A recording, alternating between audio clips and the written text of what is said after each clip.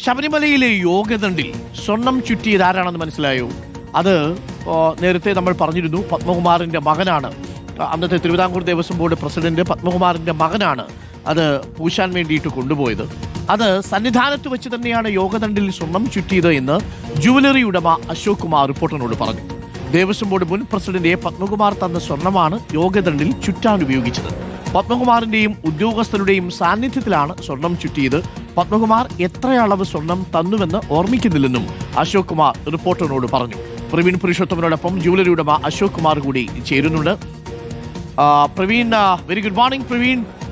ഈ യോഗദണ്ഡുമായി ബന്ധപ്പെട്ട് ഉയർന്ന വിവാദം ഒരു അനാവശ്യ വിവാദമാണ് എന്നാണ് ഇന്നലെ ഈ തിരുവിതാംകൂർ ദേവസ്വം ബോർഡ് പ്രസിഡന്റൊക്കെ പറഞ്ഞത്. കാരണം യോഗദണ്ഡിന്റെ സ്വർണ്ണപ്രഭ മങ്ങിയപ്പോൾ അതിൽ സ്വർണം പൂശാൻ വേണ്ടിയിട്ട് വളരെ പെട്ടെന്ന് ചെയ്യാൻ വേണ്ടി സന്നിധാനത്ത് വെച്ച് തന്നെയാണ് പൂശിയത്. അത് എങ്ങോട്ടും കൊണ്ടുപോയിട്ടില്ല, ആരും സ്വർണവും കൊണ്ടുപോയിട്ടില്ല, അങ്ങോട്ട് സ്വർണം കൊടുക്കുകയാണ് ചെയ്തത് എന്നാണ് നമ്മൾ മനസ്സിലാക്കുന്നത്.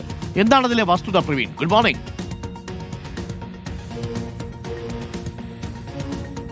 Good morning Arun. ഇപ്പോൾ ഈ യോഗദണ്ഡിൽ അതിൻ്റെ സ്വർണം ചുറ്റിയ ആൾ തന്നെ നമ്മോടൊപ്പമുണ്ട്.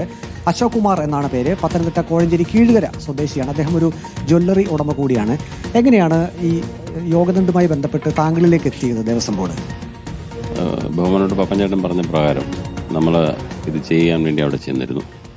അവിടെ ചെന്നതിന് ശേഷം അതിൻ്റെ അളവും കാര്യങ്ങളും അവിടെ വെച്ച് തന്നെ എടുത്ത് ആ റൂമിൽ, സന്നിധാനത്തിൻ്റെ റൂമുണ്ടല്ലോ, ആ റൂമിൽ തന്നെ ഓഫീസേഴ്സ് എല്ലാം കൂടി ചുറ്റിനും ഇരുന്നാണ് നമ്മളിതിനെടുത്തത്. അപ്പം നമുക്കിത് പുറത്ത് കൊണ്ടുപോകാൻ പറ്റത്തില്ലെന്ന് പ്രത്യേകം പറഞ്ഞിരുന്നു. കാരണം പിന്നെ അതിൻ്റെ യോഗത്തിൻ്റെ തിക്നെസ് നമ്മളൊരു പേപ്പറിൽ എടുത്തിട്ടാണ് ഇത് ചെയ്തത്. എടുത്തിട്ട് നമ്മൾ അത് പ്രകാരം ആ ഗോൾഡ് തന്ന പ്രകാരം, പപ്പഞ്ചേട്ടൻ ആ ഗോൾഡ് തന്ന ഗോൾഡ് പ്രകാരം അത് നമ്മൾ ഇവിടുന്ന് തന്നെ ഉണ്ടാക്കി വീണ്ടും രണ്ടാമത് ചെന്ന് അതോടെ ഫിറ്റ് ചെയ്യുക ചെയ്തത്. പിന്നെ എത്ര ചുറ്റായിരുന്നു ചെയ്തത്? 18 ചുറ്റ്, 18 പടികളുടെ ആധാരമാക്കി 18 ചുറ്റ് വെച്ചിട്ടുണ്ട്. അതിൽ എത്ര അളവ് സ്വർണം ഉണ്ടായിരുന്നു എന്ന് ഓർക്കുന്നുണ്ടോ? എനിക്കതൊരു ഓർമ്മ കിട്ടുന്നില്ല, അത്രയാണ് കറക്റ്റായിട്ട്. തൂക്കമുള്ളതാണ്. യോഗദണ്ഡിൽ നേരത്തെ സ്വർണം ഉണ്ടായിരുന്നല്ലോ, അത് എന്ത് ചെയ്തു? അവിടെ തന്നെ തിരിച്ചു കൊടുത്തു. അത് അവിടെ തന്നെ തിരിച്ചു കൊടുത്തായിരിക്കും. അത് അന്നേരം തന്നെ അതൊക്കെ ഇളയി തന്നെ അന്നേരം തന്നെ നമ്മൾ തിരിച്ചത് ഓഫീസിനെ ഏൽപ്പിച്ചിട്ടുണ്ട്. താങ്കൾ ഇതുമായി ബന്ധപ്പെട്ട് 2 പ്രാവശ്യം സന്നിധാനത്ത് പോയിരുന്നു. സന്നിധാനത്ത് പോയിട്ടുണ്ട്. ആദ്യ തവണ എന്തായിരുന്നു? ആദ്യ തവണ ഇതിന്റെ അളവും കാര്യങ്ങളും എടുക്കാൻ വേണ്ടി ചെന്നു. അതെല്ലാം എടുത്ത് ആ അളവെല്ലാം എടുത്തതിന് ശേഷം അത് പിന്നെ അത് ഉണ്ടാക്കാൻ ഇവിടെ വന്നതിന് ശേഷം രണ്ടാമത് ഇതെല്ലാം ഉണ്ടായിക്കൊണ്ട് തിരിച്ചു ചെന്ന് യോഗദണ്ഡെല്ലാം ഫിറ്റ് ചെയ്തു. പിന്നെ രുദ്രാക്ഷമാല, അത് ഭസ്മം ആയിരുന്നു മൊത്തം.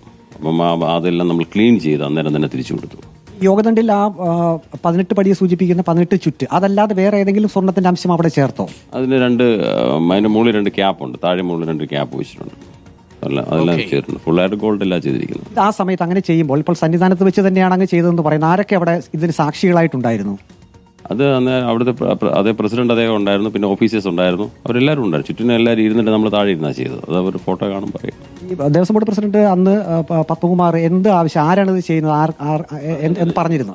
അദ്ദേഹം തന്നെ അദ്ദേഹം പറഞ്ഞു അദ്ദേഹം തന്നെയാണ് ചെയ്യുന്നത്. അദ്ദേഹത്തിന്റെ മകന്റെ പേരും ഉയർന്നു വന്നിട്ടുണ്ട്. എനിക്കറിയില്ല, കാരണം അന്നേരം അങ്ങനെ പറഞ്ഞത് എന്നോടൊന്നും അങ്ങനെ പറഞ്ഞു. അദ്ദേഹത്തിന്റെ മകൻ എന്ന് അവിടെ ഉണ്ടായിരുന്നു സന്നിധാനം? മകനില്ലായിരുന്നു, എനിക്ക് ഓർമ്മ കിട്ടുന്നില്ല. ഇല്ല, ബാക്കി എല്ലാവരും ഉണ്ടായിരുന്നു. ഞങ്ങൾ എല്ലാവരും കണ്ടിരുന്നായിരുന്നു. ഓഫീസേഴ്സ് എല്ലാവരും ഉണ്ട്, എല്ലാവരും ചുറ്റിനും വന്നിരുന്നുണ്ട്. നിങ്ങൾക്ക് എന്തെങ്കിലും പ്രതിഫലം വല്ലതും കിട്ടിയോ അങ്ങനെ ചെയ്തതിന്? അതിൻ്റെ അകത്തൊന്നും ഒന്നും വാങ്ങിയിട്ടില്ല. മോഹൻ്റെ ഒരു കാര്യമല്ലേ, നമ്മളത് ചെയ്ത് തന്നെ വലിയൊരു പുണ്യമായിട്ടാണ് കരുതുന്നത്.